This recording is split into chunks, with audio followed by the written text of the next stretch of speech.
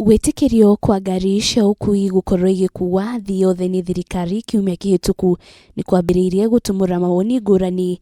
Mamwe ma mawoni maya makĩendekithia arũmĩrĩri othe a kanitha gwĩtĩkĩrio gũcokereria makanitha-inĩ.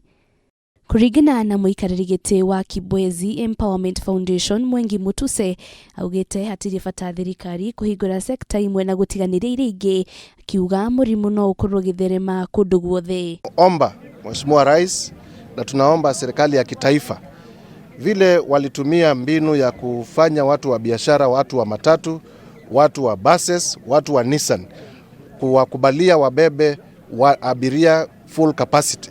Hivyo wafikirie na waconsider watu wetu wa makanisa na watu wetu wa misikiti wakubaliwe vile makanisa sasa pia ianze kuoperate full capacity. Mwengi nĩongereire kuga atĩ ona thirikari ĩkĩhingũraga sekta imwe gũcokereria Akenya nĩ magĩrĩirwo gũkorwo na wĩigĩrĩrĩki wa kwĩmenyerera o ene, amu mũrimũ no ũthiĩte na mbere na gũtherema makĩria gũkũ bũrũri-inĩ.